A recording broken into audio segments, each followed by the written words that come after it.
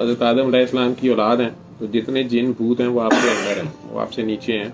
सबसे बड़ा जो जिन है, जिन्नों का बादशाह जो है, या शैतान जो है, वो भी हमारे सिर्फ SMS भेज सकता है, आइडिया दे सकता है, सजेशन दे सकता है, ड्रावे दे सकता है, लेकिन वो मेरा हाथ पकड़ा के लड़की को या शराब को या गलत काम कर नहीं सकता. इवन फ़ोन की स्क्रीन पे पोर्नो मूवी को टच नहीं करवा सकता.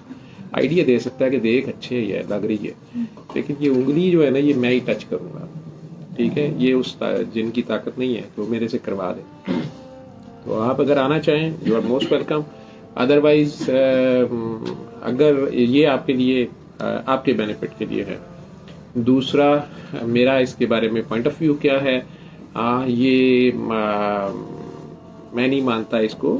ये लोगों की अपनी अपनी समझ है ना. जिन है, भूत है, जादू है, ख़ास इल्म है. बिल्कुल हसद की नज़र भी हो सकती है, किसी का हसद आपको अफेक्ट करता है, या रश की नज़र भी लग जाती है, प्यार की माँ की नज़र बच्चे को लग जाती है. लेकिन आपके केस में ये है कि सही आपने अपनी एनर्जी, अपनी यूँ कह लो कि एनर्जी पॉइंट्स आपकी बॉडी में जो भी हैं, या चक्रास जिन्हें रूहानियत में कहते हैं, आपके अपने आप के सिवा कुछ नहीं है. एक लाइन में अगर आपको मैं कहूँ तो शैतान और नफ्स और आप. तो आप जिस स्पीड से अल्लाह जी की तरफ जा रहे थे, तो उसमें टेस्ट आ गया, ठीक है. और उस टेस्ट में आपको ये ध्यान रखना है, जो आपकी माशाल्लाह नमाज इतनी कायम थी कि आप 8 नमाजें पढ़ रहे थे, माशाल्लाह आप बता रहे हैं, या जितने भी आप जिक्र अस्कार कर रहे थे, आप चैरिटी कर रहे थे, जो मर्जी कर रहे थे, क्या सिर्फ तुम्हें तुम्हारे इकरार पे छोड़ दिया जाएगा? नहीं, अभी तो तुम पे वो टेस्ट आए ही नहीं जो तुमसे अगलों पे आए हैं. जान, माल, औलाद, शुब अबी तालब, बदर, खंदक, ओहद, फिर करबला.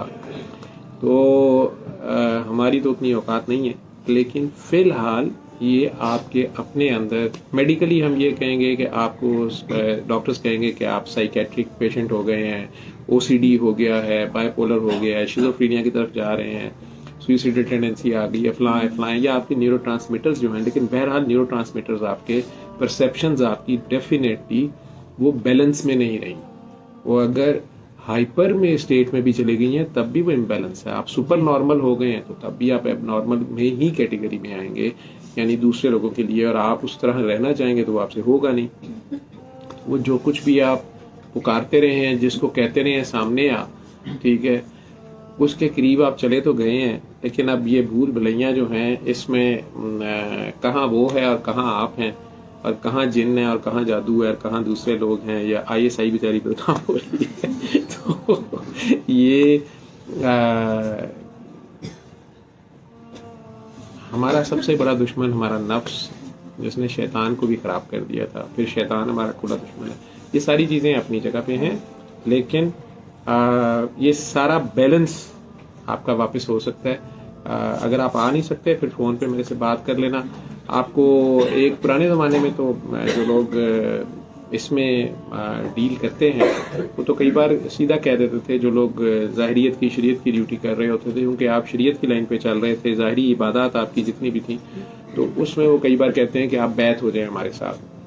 और वो बैत अगर आप किसी को भी अपना रहनुमा, गाइड मान लेते हैं, जब आप अपने से आगे किसी को इंजन मान लेते हैं, डब्बा पीछे आ जाता है, तो फिर जोर सारा इंजन का लगना होता है. वो मुझे नहीं पता कि आपकी तबीयत में वो सरेंडर है या नहीं है, लेकिन वो जब चाहता है कि सरेंडर करें तो वो करवा के छोड़ता है. वहाँ उसके आगे ज़ीरो होना पड़ता है.